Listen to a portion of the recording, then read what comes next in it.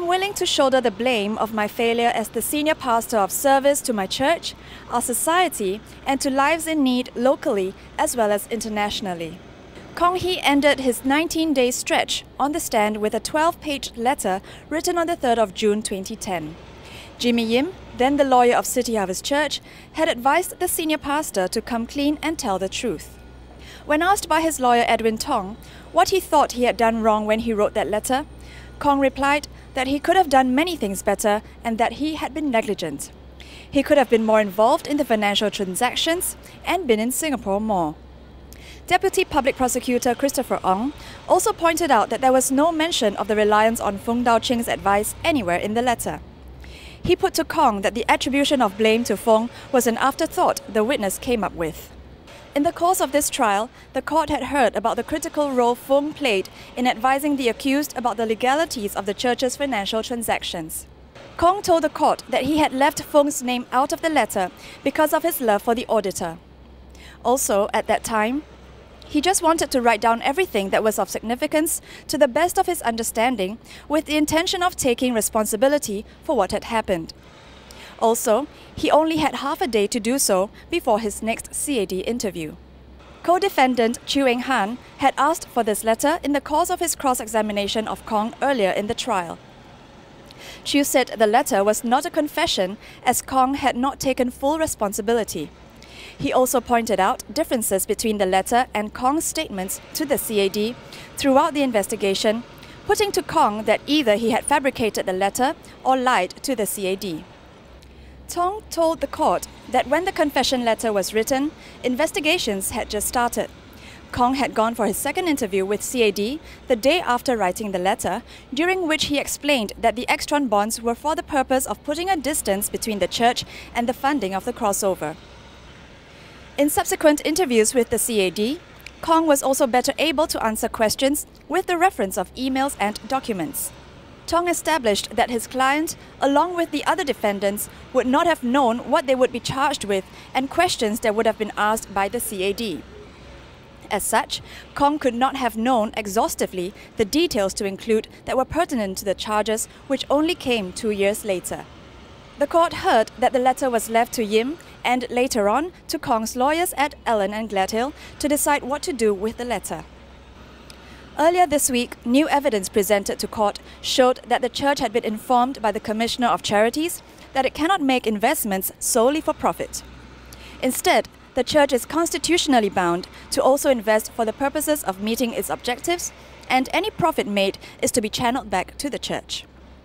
The prosecution had charged that the bond investments were sham and merely a disguise to channel funds to the singing career of San Ho.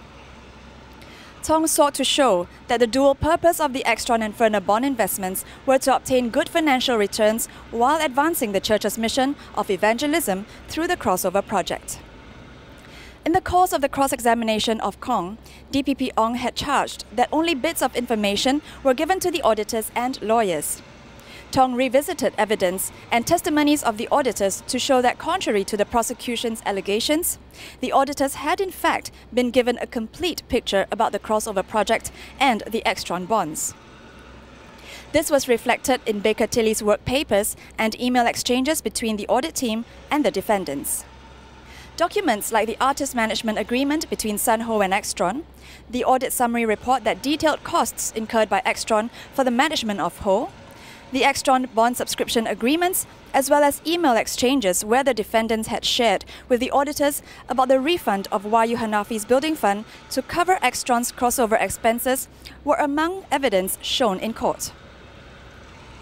It is the prosecution's case that Kong did not tell Fung Dao Ching that the investment was a sham and so he could not have known. Kong explained that he genuinely wanted to seek counsel and advice from Fung, and it was not logical to expect professionals to only know that there was fraud and sham only when their clients told them so. With emails from Kong telling US manager Justin Hertz that the sky is the limit when it came to Sun's US album, the prosecution had charged that Kong had planned the US album budget without consideration of the repayment of Extron bonds. Tong established that prior to 2003, Kong had no experience in the US music industry. Kong agreed that he had to rely heavily on Hertz, the producers, public relations manager, and lawyer in the US for his budget planning. Ultimately, the initial sky-high projections trimmed down based on conservative planning by the defendants. Tong then asked his client why he fought so hard with Wyclef Jean and Hertz over the proposed budget if he could capitalize Extron whenever he wished, as charged by the DPP. Kong replied that although the prospect of working with Jean was very tempting, the budget was unbalanced and beyond reasonableness. The collaboration was eventually terminated when both parties were not able to reach an agreed budget.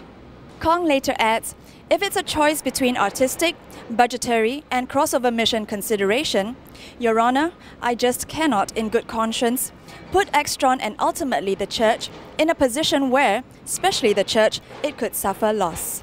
Sharon Tan took the stand today with examination-in-chief by Senior Counsel Kanan Ramesh. Tan faces 7 charges of conspiracy to commit falsification of accounts and to commit criminal breach of trust. Ramesh sought to establish that various levels of safeguards were put in place to ensure that the Church's investments were done legally and above board. This included consultation with Senior Counsel Jimmy Yim and his law firm, CHC's management board, an investment committee, and also the Church trustees. Tan also told the court that she didn't have any concerns regarding the investments CHC was making because she trusted her co-defendants, Kong, Tani Peng, and Chu Han, would act in the best interest of the Church. Email evidence submitted in court today showed that the CHC board was seriously considering the Church's purchase of Riverwalk in order to save on rental costs and also as an investment. Subsequently, in a board meeting in July 2008, Chu had presented the alternative that Extron purchased Riverwalk instead, so that CHC does not have to be committed to a loan. In addition, the board was also told firstly that $5 million from the advance rental CHC paid to Extron will be used for the down payment of the purchase of Riverwalk. Secondly, Extron will take a loan towards the purchase and this debt will be serviced by renting out Riverwalk. Thirdly, the board discussed the lease between CHC and Extron for the use of Riverwalk, which will be locked in at a lower rental rate. CHC also had the first option to purchase should the rental for office space in Suntec increase beyond a certain amount. The court also saw that prior to the board meeting in July 2008, Tan had not been aware of discussions between Kong, Chu, Tani Peng and Serena Wee regarding the plan for Extron to purchase Riverwalk. What was presented at the board meeting was largely similar to the discussion between the 4 co-defendants. Tan continues to take the stand on Monday, 15th of September. For more information, log on to citynews.sg. I'm Andrea Lim for City News, Singapore.